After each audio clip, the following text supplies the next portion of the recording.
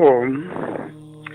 मेरे प्रिय आत्मन, जैसे मैंने बोला, आपको धरती पर मानव के रूप में पैदा करने से पहले भगवान ने आप सबके लिए सब प्रकार के सुख सुविधाएं पैदा कर दी ताकि आप उसको मतलब भगवान को कोई शिकायत ना कर सकें।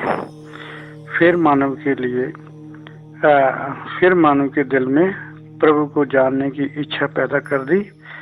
आपकी प्यास को सत्य का मार्ग दिखाने के लिए धरती पर परफेक्ट संतों की मौजूदगी का प्रबंध कर दिया, जो हमेशा मानव जाति को सत्य का मार्ग दिखाते रहेंगे।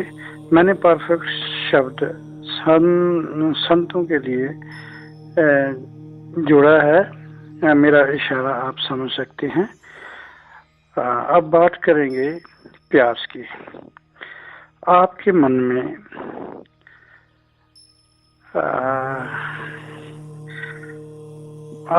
में प्रभु को जानने के लिए प्यास थी, तो ही आप इस सभा में मुझे सुनने के लिए आए। अब मैं अपने सतगुरु महाराज त्यागपुरी जी के साथ साथ अन्य पूर्व सतगुरुओं का भी आशीर्वाद चाहूंगा, ताकि आपके मन में प्रभु जानने की प्यास पूरी प्रगाढ़ कर सकूं। वाह।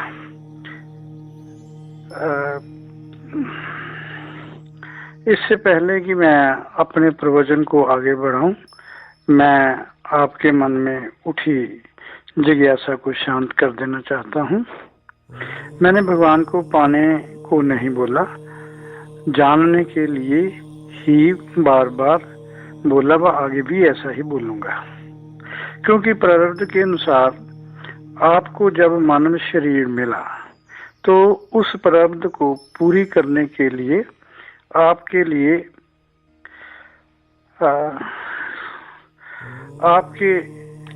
शरीर का शक्ति स्रोत बनकर इसमें आपके शरीर में प्रभु विराजमान हो गया।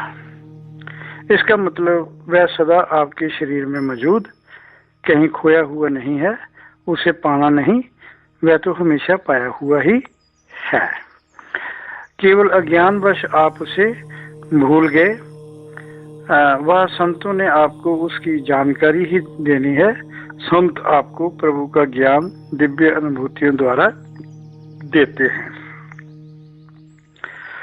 अब आप प्रार्थना का सहारा लेकर प्रभु को याद करें। हाथ जोड़ लो, आंखें बंद, बड़े प्यार से प्रभु से प्रार्थना करो। हे प्रभु, मेरे जीवन को ऐसा सतगुरु आए, ऐसा सतगुरु मिले, या हे प्रभु, मेरे जीवन में ऐसा सतगुरु आवे जो मुझे प्रभु के साथ जोड़ दे। प्रभु से मेरा एकीकरण व साक्षात्कार करवा दे। मैं सतगुरु के चरण पकड़ लूंगा, अपने आंसुओं से उसके चरणों को धोकर साफ करूंगा, वह चरणों का दास बन जाऊंगा।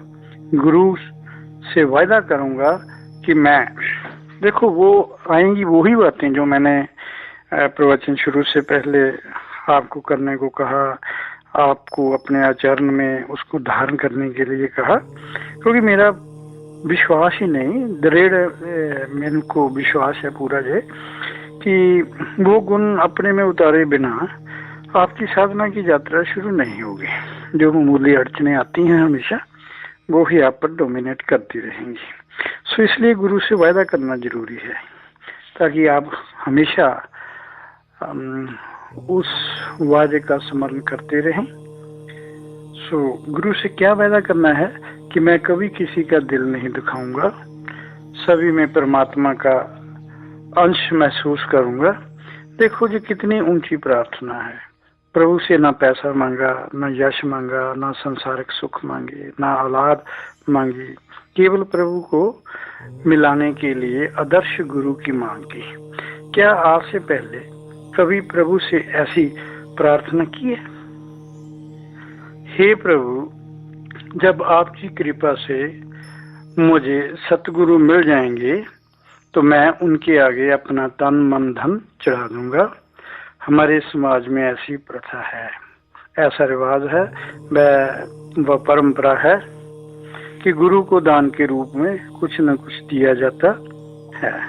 आपकी प्रार्थना होनी चाहिए, मैं अपना तन मन धन सब कुछ गुरु को अर्पित कर दूंगा। क्या कभी आपने ऐसा कभी चाहा? आप तो हमेशा प्रभु को रिश्वत देने की कोशिश करते हैं। प्रभु को पाने की प्यास बुझाने के लिए आप कहते हैं इतनी बार माथा टेकने आऊंगा, इतना पैसा चढ़ाऊंगा, या इतने कमरे बना दूंगा, इतनी कार सेवा कराऊंगा। इसके पीछे आपका कितना अहंकार छिपा होता है, आप इसे जान नहीं सकते। मैं चढ़ावा दूंगा, मैं कमरे बना दूंगा, मैं इतनी रकम दान दूंगा, ये क्या है? यही अहंकार है। जब आप प्रेम से और आंखों में आंसू भरकर प्रभु के आगे हाथ जोड़कर अपने प्राण चढ़ाने की बात करेंगे तो इसमें सब कुछ आ गया। कहने का भाव तन मन धन के साथ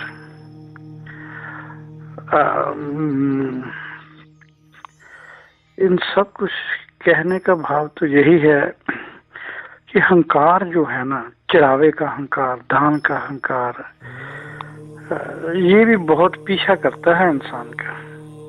सो जब भी प्रभु के सामने आप प्रार्थना करने के लिए जाएं तो मन के सब प्रकार के विकार प्रभु चरणों या गुरु चरणों में चढ़ जाएंगे खुद ब खुद।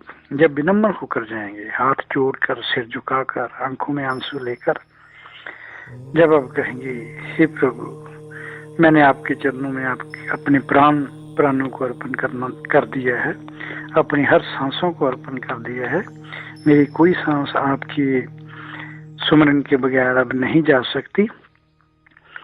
जब आप में प्रभु के प्रति ऐसा प्रेम, प्यास परिपक्व हो जाएगी, तब भगवान खुद आपको ऐसे गुरु के साथ मिला देंगे जो आपके अंतःकरण के शुद्धिकरण का काम शुरू कर देगा। आप पर प्रभु कृपा के साथ साथ गुरु कृपा भी बरसने लगेगी। फिर आप कभी गुरु कृपा से वंचित नहीं रहोगे। अगर अब आप गुरु को कुछ भेंट स्वरूप देंगे, आपका मतलब मेरी बात सुनने के बाद अगर उसका आप पर कुछ थोड़ा बहुत असर हो गया है तो उससे आपका अंतःकरण और आपके भावों में परिवर्तन आना आवश्यक है। आप में निम्रता आनी आवश्यक है। आपका भाव ही और होगा। आप महसूस करेंगे भगवान आपने इतना दिया, आपके दिए हुए इससे कुछ भेंट स्वीकार करें। हरदम आपका मन प्रभु के प्रति अहोभाव व धन्यवाद से भरा रहेगा। ऐसी भावना बनते ही आपके तन व मन पवित्र होने लगेगा। आपके तन, आपकी देह की भी गुरु को कुछ समय के लिए जरूरत होती है, क्योंकि इस देह में जो 5 कर्म इंद्रियां व 5 ज्ञान इंद्रियां हैं,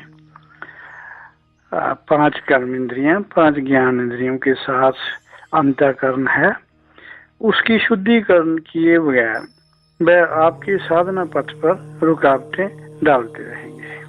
तन व मन, इसी तन में जो मन है, कर्म व ज्ञान इंद्रियां उसी का इंस्ट्रूमेंट है। मन के बिना इंद्रियां कुछ नहीं कर सकती। जब तक तन व मन पवित्र नहीं होता तब तक साधना की क्यारी में प्यार के बीज की अंकुर नहीं फूटेगी। गुरु का सबसे ज्यादा समय आपके अंतःकरण को शुद्ध करने में ही लगता है। समय तो केवल तैयारी में ही लगेगा।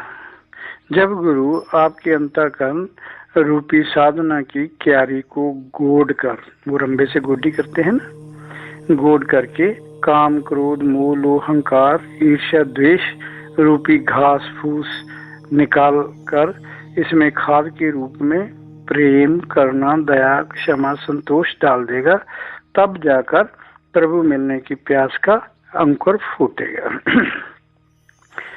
प्रभु मिलने की प्यास का जब अंकुर फूटेगा तब आप संसारिक बंधन मोह प्यार तोड़कर उस प्रभु के सुमरन में, प्रभु की याद में, प्रभु के प्रेम में हमेशा मस्त रहने लग जाएंगे।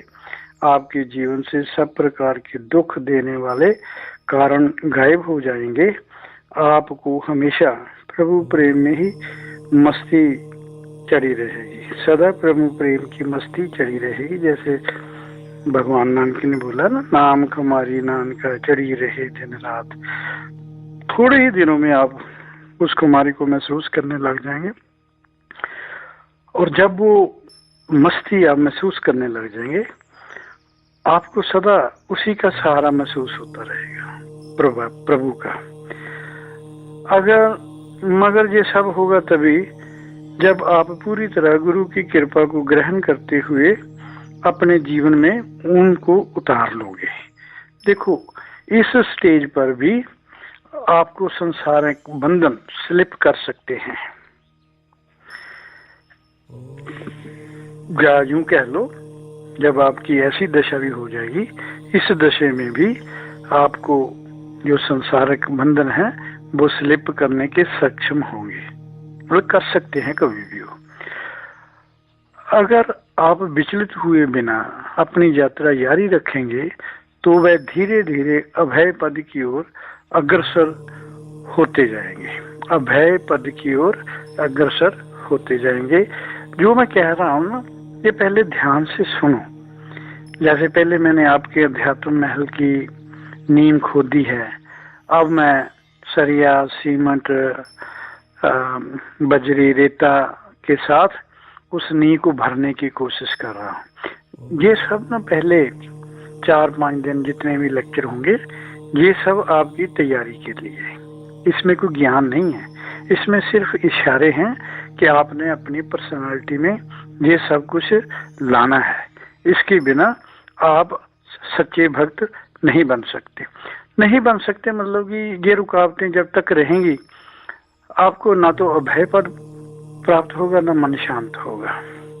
इसलिए हमेशा ध्यान में रखें, आपके शरीर के पास सीमित समय है, यात्रा लंबी है, यात्रा में रुकावटें बहुत बड़ी हैं। जो जन्मा में पक्का मरेगा, चाहे वह आम जीवधारी हो या बुद्ध सिद्ध पीर फकीर हो, कहने का भाव कोई भी हो, मौत से बच नहीं सकता। समय आने पर शरीर छोड़कर जाना ही पड़ेगा। ये तो प्रारब्ध के अनुसार होगा ही।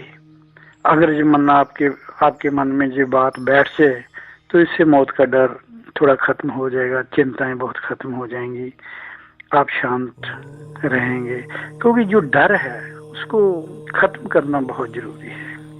ये भी याद रखो, समय से पहले शरीर छोड़कर भगवान नहीं जाएगा। आदमी मरता तो तब ही है ना जब इसमें से भगवान चला जाए, तो ये अन्नमय शरीर की मौत हो जाती है। जितनी प्रारब्ध में जितना समय लिखा है, भगवान इसमें उतनी देर रहेंगे, उसके बाद 1 मिनट भी नहीं रहेंगे। इसलिए मौत का डर मन से निकाल दो।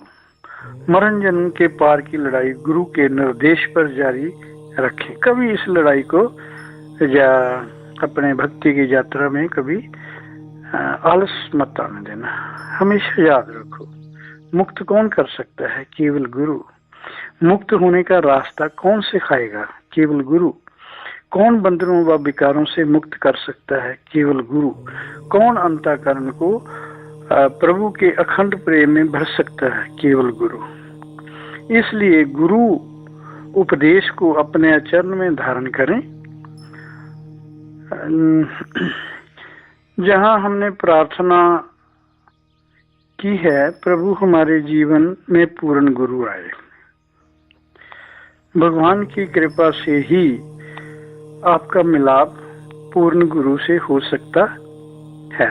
भगवान की कृपा से पूर्ण गुरु मिल भी गया तो भी आपको होश पूर्वक उसके वचनों को अपने आचरण में परमानेंटली धारण करना पड़ेगा। गुरु आपको परमात्मा की जानकारी तभी देगा जब तक आप वाणी का सदुपयोग, जैसे मीठा बोलना, सत्य बोलना, छल कपट के बगैर बोलना, मन भी छल कपट के रहित हो, करने में सफल हो जाओगे जब आप अंतःकरण में अपनी वाणी को ठीक कर लोगे, क्योंकि गुरु की प्रतिष्ठा आपके साथ जुड़ी होगी। आपके आचरण से ही लोग कहेंगे ये उस संत का शिष्य है। जिस बात को मैं बार बार दोहराऊं उस पर आप विशेष ध्यान दें। बार बार एक ही बात को रिपीट करने का जरूर कोई ना कोई मकसद होता है। बार बार रिपीट कर रहा हूं कि गुरु के वचन, जो भी गुरु आपको दिशा निर्देश देता है, अगर आप उसको अपने आचरण में नहीं उतारेंगे, गुरु काफी देर तक आपकी प्रतीक्षा करता है। ऐसे ही नहीं कि एक दो उसने टेस्ट लिए और आपको छोड़ देगा। गुरु ऐसे नहीं करते। उनको मालूम है कि एक गृहस्थ में रहने वाले व्यक्ति के लिए परम भक्त बनना कितना मुश्किल है। गुरु तो बहुत देर तक, पर उनको अपनी भी थोड़ी है भी मेरी प्रतिष्ठा पर इसके आचरण से दाग ना लगे, इस करके जो भी मैं बोलता हूँ तकरीबन उस बात को मैं बार बार बोलता हूँ जो आपके आचरण का हिस्सा बन जानी चाहिए। गुरु क्या करता है? केवल प्रवचन देता है? नहीं। क्या केवल गुरु मंत्र देता है? नहीं। यही तो बात आपकी समझ में आती नहीं। गुरु अपनी दिव्य ऊर्जा से आपसे पहले आपको सत्य जानने की क्षमता देता है ताकि आपसे संसारक बंधनों को तोड़ने के काबिल बना सके। अपनी दिव्य ऊर्जा से, दिव्य एनर्जी से आपकी सोच में थोड़ा परिवर्तन लाता है। आपको समझ आने लगती है कि ये संसार के बंधन हमेशा नहीं रहेंगे। जब परमात्मा ने तोड़ने चाहे तो एक झटके से सब बंधन तोड़ देगा। क्यों ना इससे पहले मैं खुद ही इन बंधनों को तोड़कर मुक्त होने का रास्ता साफ कर दूं। यही गुरु करता है। पहले पहले संसार के बंधन तोड़ना कोई छोटी बात नहीं होती। सब प्रकार के अंधविश्वासों से मुक्त करता है गुरु, ये भी कोई छोटी बात नहीं। जब भी विपरीत स्थिति आती है और फिर से वो सिर घुमाने वाले बाबू के पास चले जाते हो। गुरु के दिशा निर्देश को भूल जाते हो। कैसे? जैसे मैंने बहुत देखा है, गुरु का संग काफी देर मिलता है, प्यार मिलता है, फिर भी मन अंगड़ाई लेता है।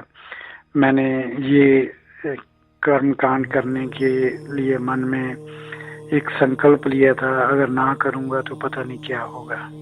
आप जब ऐसा संकल्प आपके मन में आता है कि परमात्मा नाराज हो जाएगा, इसका मतलब गुरु की किसी बात पर आप पर विश्वास नहीं। परमात्मा कभी नाराज हो ही नहीं सकता। जैसे कोई भी काम कर लो, वह तो अपनी एनर्जी आपको देगा, आपसे कभी नाराज नहीं होगा। इस पर डिटेल में बात तो बाद में होगी, क्योंकि अभी तो आपकी सिर्फ नींव भर रहा हूँ। नींव भी ऐसी भरने की कोशिश करूंगा कि जिस पर किसी भूचाल का भी असर ना हो। संसार की परिस्थितियां तो छोटी बात है ना, वो तो कभी सुख, कभी दुख, कभी पड़ोसियों से मित्रता, कभी पड़ोसियों से लड़ाई। ये तो आपके सराउंडिंग का जो वातावरण है, ये तो ऐसे चलता ही रहेगा। इसको फेस करने के लिए, इसको अपने अनुकूल ढालने के लिए आप अपने में परिवर्तन करें। दूसरे आपसे अच्छा करेंगे इसकी उम्मीद कम ही करें। जब आपके संसारक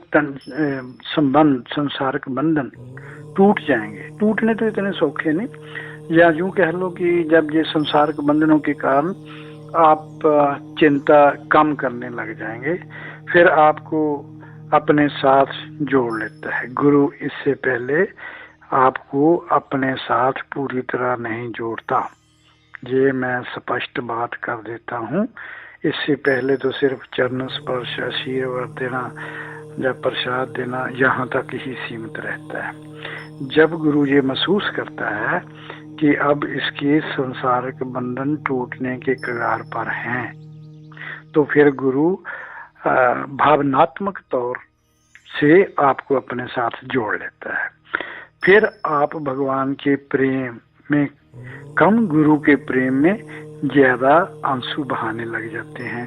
जब आपका मन पुकारता रहता है, हर बिन रह ना सके मन मेरा, हर बिन रह ना सके मन मेरा, ये यहाँ तक पहुंचकर, यूं कह लो इस स्टेज तक पहुंचकर आपका अंतःकरण शुद्ध हो जाता है। काफी हद तक मन के विकारों की धारणा बदल जाती है। मन तो खत्म नहीं होता, पर मन की जो नेगेटिव सोच होती है, हर के प्रति दृष्टिकोण जो होता है, डाउटफुल इंटेग्रिटी का, गलत सोचने का, हर पर शक करने का, जहाँ जो आपके मन में बदला लेने की भावना होती है, जहाँ आपके मन में ईर्ष्या द्वेष होता है, वो सब उसकी धारणा ही बदल जाती है। जो ईर्ष्या द्वेष प्रेम में बदल जाता है, क्षमा में बदल जाता है।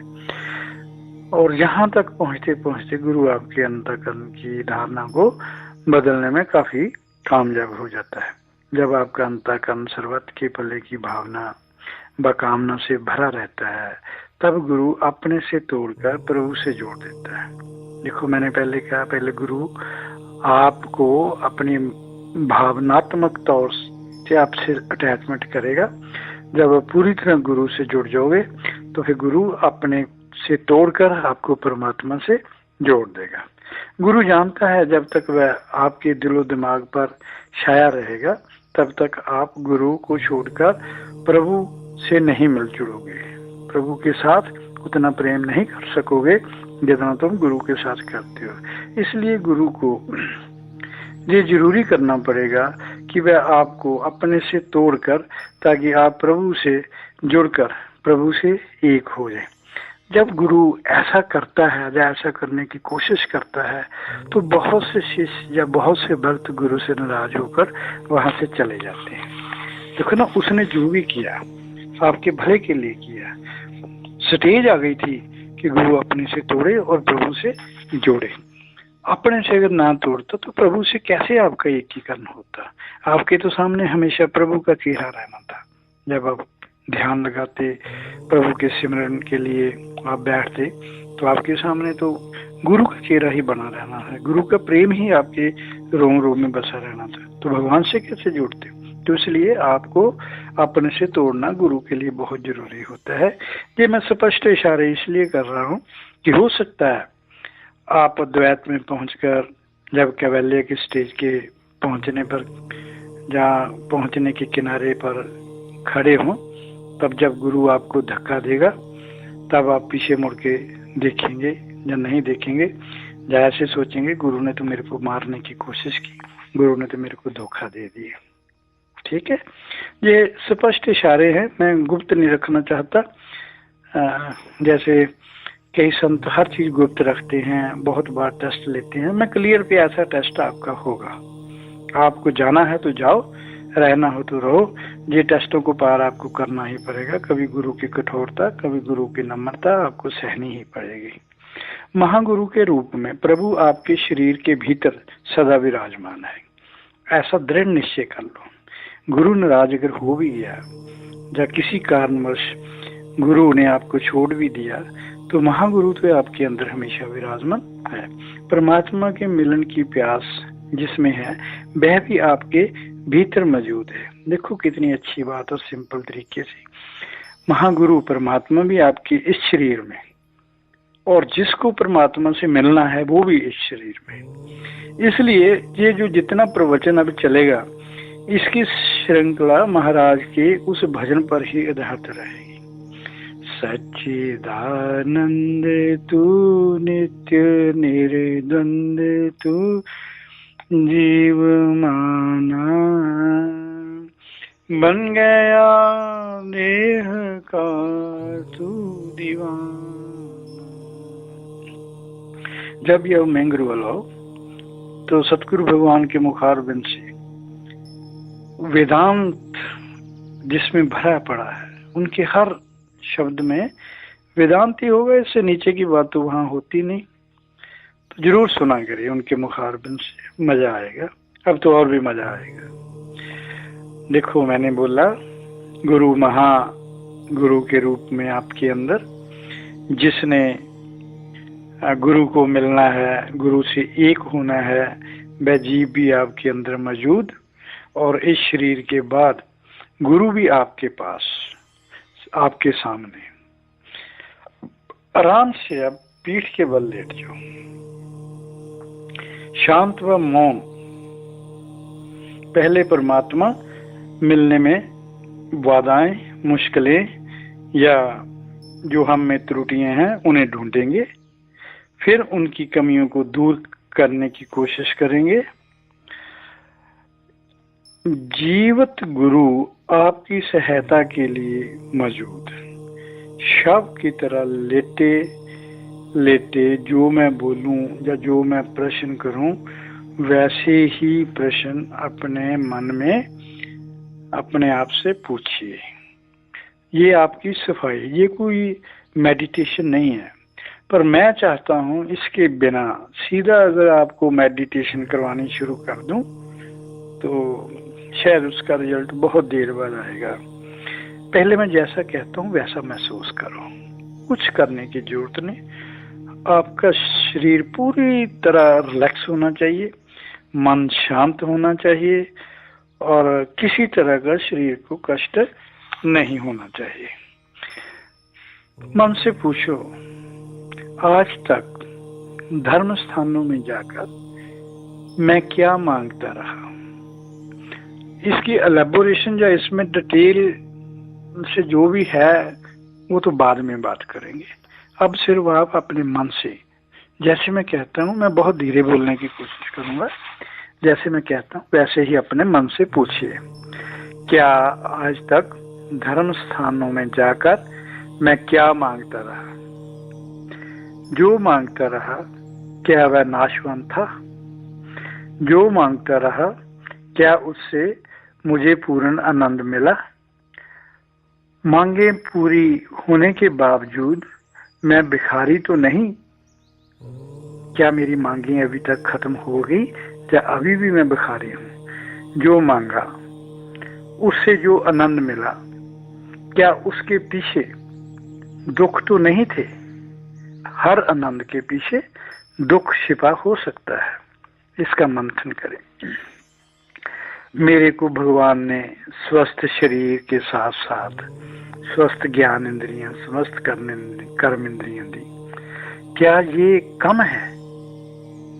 प्रभु ने मुझे अपहज पैदा नहीं किया। क्या मुझे प्रभु का आभारी नहीं होना चाहिए। क्या आज से पहले मैंने प्रभु से सतगुरु की कामना की। क्या सच्चा सतगुरु धरती पर साकार रूप में भगवान नहीं। क्या मेरा मन सबके प्रति प्रेम, करुणा, दया से भर सकता है। क्यों नहीं भर सकता। मैं जरूर भरूंगा इसको। मैं जरूर गुरु के अनुसार चलूंगा। जैसा मेरे मन को गुरु बनाना चाहे मैं इसे वैसा ही बनाने की कोशिश करूंगा। क्या मैं कभी अपना अहंकार त्याग कर प्रभु के चरणों में तन मन धन समर्पण कर सका या दिखावा ही करता रहा। सतगुरु ने बोला मेरे अंदर भगवान मौजूद, इस पर मुझे विश्वास कर ही लेना चाहिए। इस शरीर को भगवान का सच्चा मंदिर जरूर समझ लेना चाहिए। जैसा गुरु ने बोला मैं वैसा जरूर करूंगा। भगवान मेरे अंदर मौजूद, मुझे बाहरी सहारों की जरूरत नहीं। मैं अपने जीवन की डोर प्रभु के हाथ में दूंगा। आज के बाद मेरी चिंता प्रभु करेंगे। मैं चिंता मुक्त हो जाऊंगा। आज के बाद मैं संसार में रहता हुआ संसारिक बंधनों में नहीं रहूंगा। केवल प्रभु के साथ ही अपना संबंध रखूंगा। मैं अब जान गया हूँ बाकी सब सहारे एक दिन बेसहारा जरूर करेंगे। संबंध सिर्फ प्रभु से ही रहेगा जो मेरे शरीर में हमेशा मौजूद है। अब मैं कभी बेसहारा नहीं हो सकता। टूटने वाले सहारों से मैं मुक्त हूँ। मुझे केवल प्रभु का ही सहारा है। मुझे प्रभु का सहारा है, इसलिए मैं अभय हूँ, डर मुक्त हूँ, चिंता मुक्त हूँ, बेचैनी मुक्त हूँ, पूर्ण आनंद में हूँ, पूर्ण तृप्त हूँ, पूर्ण शांत हूँ। अब मुझे प्रभु की दिव्य खुमारी महसूस हो रही है। उस खुमारी में परम आनंद के साथ संसार को भूलकर मैं परम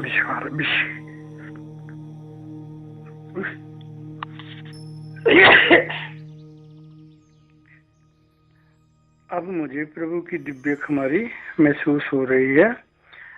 उसी खुमारी में परमानंद के साथ संसार को भूलकर मैं परम विश्राम करूंगा। मैं शांत हूँ, मैं विचार रहित हूँ, चिंता रहित हूँ, भगवान की गोद में हूँ, मैं शांति में हूँ, प्रभु के साथ हूँ, पूर्ण मस्त हूँ, पूर्ण मस्त हूँ। मुझे नींद आ रही है, मुझे नींद आ रही है, मुझे नींद आ रही है। जब तक मन चाहेगा मैं शव आसन में लेटा रहूंगा।